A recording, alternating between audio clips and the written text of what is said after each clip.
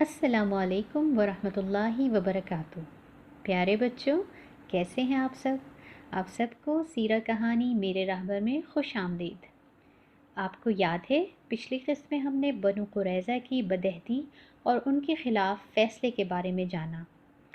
جنگ خندق کی صورتحال مسلمانوں کے لیے بڑی مشکل لگ رہی تھی، کیونکہ ایک طرف کفار مکہ، دوسری طرف یہودی قبائل اور تیسری طرف مدینہ کے آس پاس کے مشرک قبائل بھی ان کے خلاف اتحاد کر چکے تھے۔ لیکن اللہ تعالیٰ اپنے پیارے بندوں کو بے یار و مددگار نہیں چھوڑتا۔ اللہ تعالیٰ اپنا کام ایسے طریقے سے کر لیتے ہیں کہ کسی کو پتہ بھی نہیں چلتا۔ اسی لیے ایسا ہوا کہ اللہ کے حکم سے ایک شخص نبی صلی اللہ علیہ وآلہ وسلم کے پاس آئے اور کہنے لگے، یا رسول اللہ، میرا نام نعیم بن مسعود ہے، میں یہودی تھا مگر اب مسلمان ہو گیا ہوں، لیکن کسی کو یہ بات پتہ نہیں ہے کہ میں مسلمان ہو چکا ہوں۔ آپ صلی اللہ علیہ وآلہ وسلم بتائیے کہ میں مسلمانوں کے لیے کیا کروں؟ پیارے نبی صلی اللہ علیہ وآلہ وسلم نے کہا کہ تم مسلمانوں کے دشمنوں کو مسلمانوں سے ڈرانے کا کام کرو۔ نعیم بن مسعود کو سمجھ آ گئی کہ انہوں نے کیا کام کرنا ہے۔ وہ پہلے مدینہ کے اندر والے یہودیوں کے پاس گئے، یعنی بنو قریظہ کے پاس، جنہوں نے مسلمانوں سے وعدہ توڑ دیا تھا اور جنگ کرنے کے لیے کافروں کے ساتھ مل گئے تھے۔ جا کر حضرت نعیم بن مسعود رضی اللہ تعالی عنہ نے بنو قریظہ سے کہا کہ دیکھیے، آپ کو تو پتہ ہے نا کہ میں آپ سے کتنی محبت کرتا ہوں اور میرے آپ لوگوں کے ساتھ کتنے اچھے تعلقات ہیں۔ بنو قریظہ کے لوگوں نے کہا، بالکل، ہم جانتے ہیں۔ نعیم بن مسعود بولے، تو پھر میں آپ کے بھلے کے لیے کہہ رہا ہوں کہ یہ جو یہودی اور کافر خندق کے باہر کھڑے ہیں، یہ بڑے چالاک اور ہوشیار ہیں۔ آپ کو پتہ ہے یہ کیا کریں گے؟ کچھ دن تو یہ ایسے ہی خندق کے باہر کھڑے رہیں گے، پھر یہاں سے سامان اٹھا کر چلے جائیں گے، پھر آپ کو یہاں اکیلے ہی مسلمانوں کا مقابلہ کرنا پڑے گا، کیونکہ آپ کے گھر تو مسلمانوں کے نزدیک ہیں۔ اب تو مسلمانوں کو پتہ چل گیا ہے کہ آپ نے وعدہ توڑا ہے، وہ آپ کو نہیں چھوڑیں گے۔ بنو قریظہ ڈر گئے اور انہیں خوف ہوا کہ انہوں نے تو مسلمانوں کو ناراض کر دیا ہے، اب اگر خندق کے باہر کھڑے ہمارے ساتھی چلے گئے تو ہم اکیلے مسلمانوں کا مقابلہ کیسے کریں گے؟ وہ سب پریشان ہو گئے۔ نعیم بن مسعود سے کہنے لگے کہ اب ہم کیا کریں؟ نعیم بن مسعود بولے، اچھا، میں آپ کو طریقہ بتاتا ہوں۔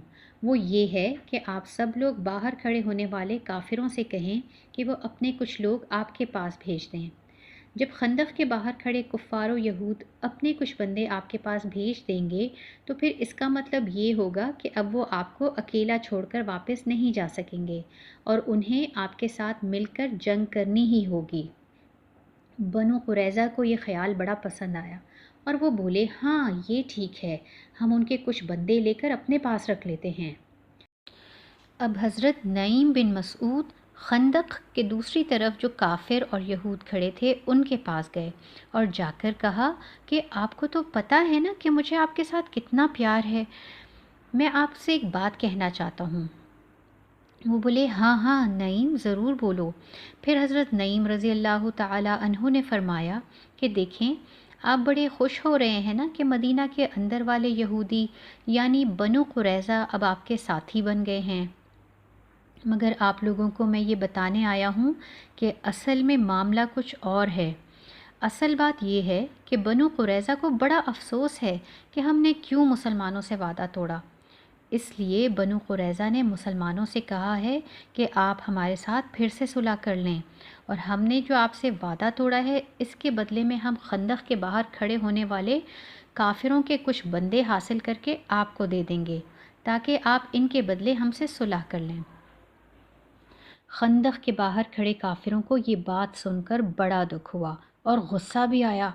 انہوں نے سوچا اگر نعیم سچ کہہ رہے ہیں تو پھر جلد ہی بنو قریظہ کے یہودی ہم سے کچھ لوگ مانگیں گے، اور اگر انہوں نے ایسا کیا تو ہم اپنے لوگ بالکل نہیں دیں گے۔ پیارے بچوں، خندق کے باہر کھڑے کافر اب تھک چکے تھے۔ انہوں نے مدینہ کے اندر والے یہودیوں کو پیغام بھیجا کہ ہم بہت پریشان ہیں اور تھک کر چور ہو گئے ہیں۔ آپ تو مدینہ کے اندر ہیں، تو آپ مسلمانوں پر اندر سے حملہ کریں۔ جب مسلمان آپ سے مقابلہ کرنے لگیں گے تو پھر اس طرف سے ہم بھی اندر گھس آئیں گے اور مسلمانوں کا کام تمام کر دیں گے۔ جب بنو قریظہ نے یہ بات سنی تو کہا، اچھا ٹھیک ہے، ایسا ہی کرتے ہیں، مگر پہلے آپ اپنے کچھ لوگ ہمارے پاس بھیج دیں تاکہ ان لوگوں کی وجہ سے ہمیں یہ یقین ہو جائے کہ آپ ہمیں اکیلا جنگ کرتے چھوڑ کر اپنے گھروں کی طرف بھاگ نہیں جائیں گے۔ مدینہ کے باہر کھڑے کافر اور یہود کو یہ بات سن کر بڑا غصہ آیا۔ انہوں نے کہا کہ نعیم سچ ہی کہہ رہے تھے، ہم بالکل اپنے بندے بنو قریظہ کو نہیں دیں گے۔ ادھر جب بنو قریظہ نے دیکھا کہ خندق کے باہر والے کافر اپنے بندے نہیں بھیج رہے ہیں تو انہوں نے کہا، اس طرح تو ہم اکیلے مسلمانوں سے جنگ کبھی شروع نہیں کریں گے۔ اور مدینہ کے اندر والے یہود اور باہر والے کفار اور یہود کو ایک دوسرے پر بہت غصہ آیا اور جنگ شروع ہی نہیں ہو سکی۔ بچوں، آپ نے دیکھا کہ اللہ تعالیٰ نے کیسے مسلمانوں کی مدد کی اور ان کو ایک خطرناک جنگ سے بچا لیا۔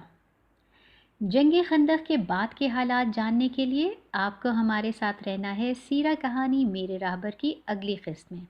آج کے لیے بس اتنا ہی۔ اپنا اور اپنے گھر والوں کا خیال رکھیں۔ فی امان اللہ۔ السلام علیکم ورحمۃ اللہ وبرکاتہ۔